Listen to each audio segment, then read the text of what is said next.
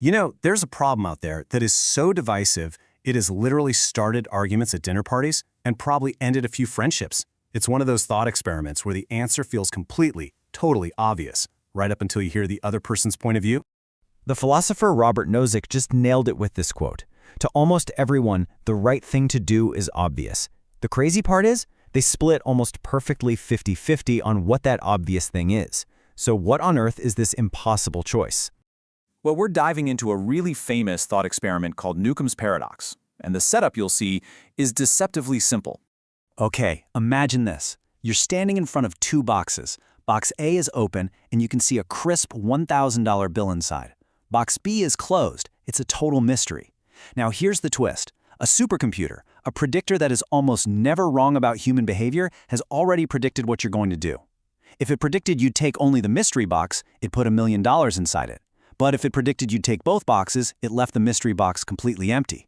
And this is the most important part. The prediction is already made. The money is either in that box or it isn't. The past is set. So, what do? Do you take just the mystery box or do you take both?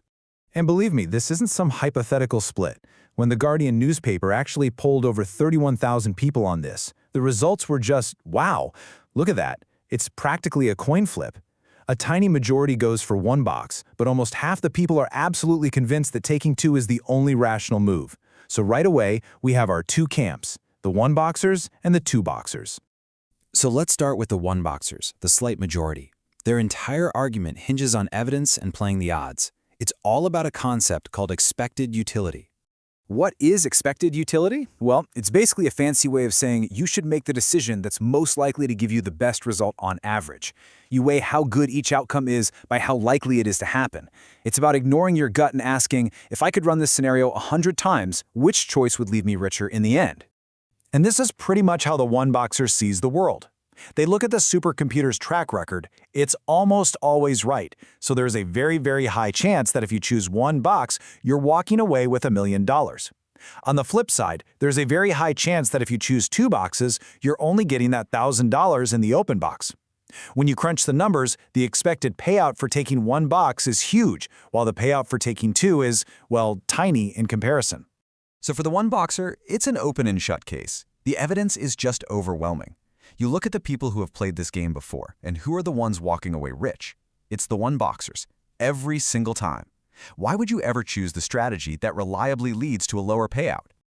But then we get to the two-boxers, and their argument is so clean, so logical, it can really make you question everything. They couldn't care less about probabilities or past results. They care about what's true, right here, right now. The two boxers live by a different rule, and it's called strategic dominance. It sounds complex, but it's not. It just means you should always pick the option that gives you a better result no matter what else is going on. It's about ignoring what might have happened in the past and focusing only on what gets you the most, right now. And this right here, this is the two boxers' knockout punch. It completely ignores probability. Think about it. When you walk up to those boxes, one of two things is true. Case one, the $1 million is already in the box. If you take one box, you get $1 million. But if you take two boxes, you get $1 million plus the extra 1,000. Taking two is better. Okay, case two.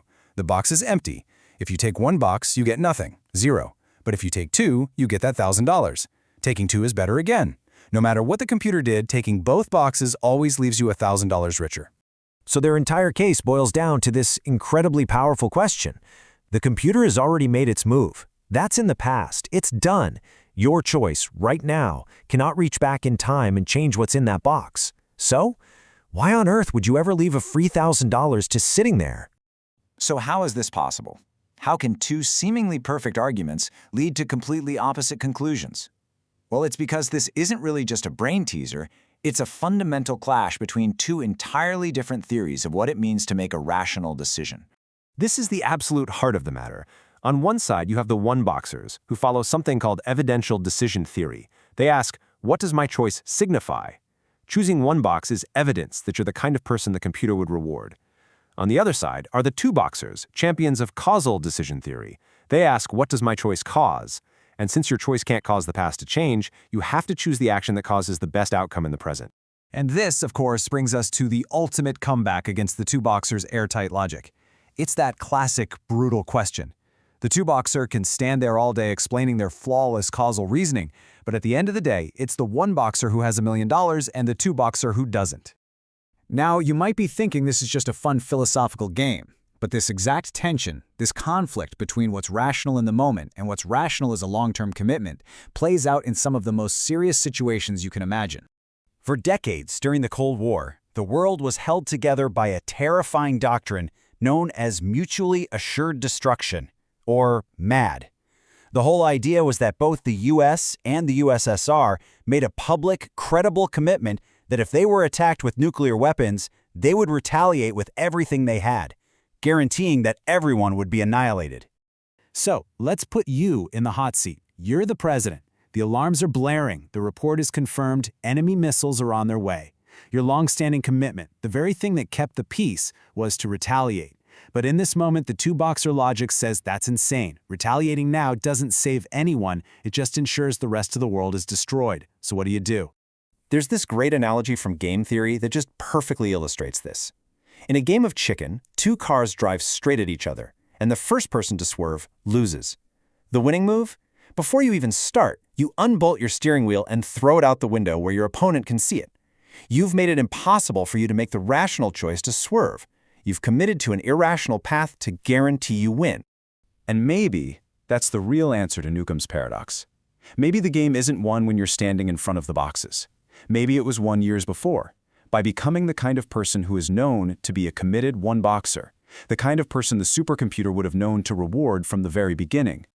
Ultimately, that's what this whole puzzle forces you to confront. What does it actually mean to be rational? Is it the two boxers' flawless, in-the-moment logic that always grabs that extra $1,000? Or is it the one boxer's commitment to a policy that makes them the person who was always destined to walk away rich?